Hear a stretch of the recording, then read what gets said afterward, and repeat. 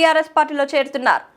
గౌరవనీయులు పెద్దలు మాజీ మంత్రివర్యులు సనత్ నగర్ శాసనసభ్యులు అన్న తలసాని శ్రీనివాస్ యాదవ్ గారు, గౌరవ మాజీ మంత్రివర్యులు పెద్దలు సూర్యాపేట శాసనసభ్యులు అన్న జగదీశ్వర్ రెడ్డి గారు, గౌరవనీయులు కనబడతలేదమ్మా ఇంకా వీళ్ళు అడ్డముర్రా ముంగట వారి కెమెరాలు చూపెట్టాలి కదా మరి, గౌరవనీయులు కుకట్పల్లి ఎమ్మెల్యే పెద్దలు శ్రీ మాధవరం కృష్ణారావు గారు, గౌరవనీయులు రాజ్యసభ సభ్యులు మరి పెద్దలు వద్దిరాజు రవిచంద్ర గారు, గౌరవనీయులైన మాజీ కార్పొరేటర్లు సోదరిమణి శ్రీమతి మాధవరం రోజా గారు రంగారావు గారు, అట్లాగే గౌరవనీయులు చందానగర్ మాజీ కార్పొరేటర్ సోదరి బొబ్బ నవత గారు, అట్లాగే సోదరి మమతా గారు, అట్లాగే సోదరి రోజా గారు, అనిల్ రెడ్డి గారు, ఇంకా సతీష్ గారు, మన రవి యాదవ్ గారు, సాయిబాబా గారు, నరేందర్ యాదవ్ గారు, నరేందర్ గారు,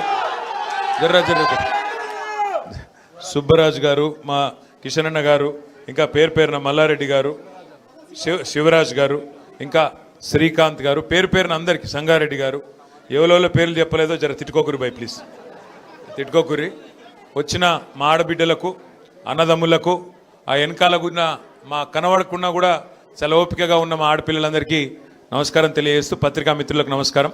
వాళ్ళ సోదరుడు విజయ్ కుమార్ రెడ్డి గారు మరి పార్టీలోకి వచ్చారు శ్రీరామ్ నగర్ నుండి, వారికి మనస్ఫూర్తిగా స్వాగతం సుస్వాగతం తెలియజేస్తూ, చదువుకున్న విద్యాధికులైన మరి విజయ్ కుమార్ రెడ్డి లాంటి నాయకులు మరి పార్టీలో ఉత్సాహంగా పనిచేస్తానంటూ ముందుకు రావడం మనకు తప్పకుండా శుభసూచకం.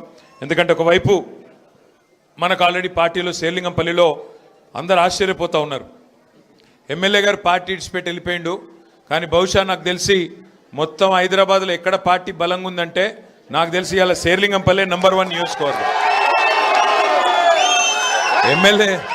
ఎమ్మెల్యే పోతే పోయిండు, కానీ ఎమ్మెల్యే పోయినాక పార్టీ అంతా లేచి కూర్చున్నది. ఎమ్మెల్యే పోయిండేమో కానీ మొత్తం పార్టీ లేచి కూర్చున్నది. ఏ డివిజన్ కా డివిజన్ 24 మళ్ళా ఈసారి కార్పొరేషన్ ఎన్నికల్లో కొట్లాడే అవకాశం, కొట్టే అవకాశం శేర్లింగంపల్లిలో ఉన్నది. ఎందుకంటే ఇప్పుడే శ్రీనివాస్ యాదవ్ గారు చెప్పినారు 2 కారణాలు. ఒకటి, మనం పని చేసి ఓటు అడుగుతున్నాం. మనము ఏం పని చేసినామంటే గరీబోళ్ళకు పని చేసినాం, అట్లాగే ఇటు చదువుకున్న పిల్లలకు కూడా కొలువులు వచ్చేందుకు ఐటీ కానీ ఇండస్ట్రీ కానీ ఆ పని కూడా చేసినాం.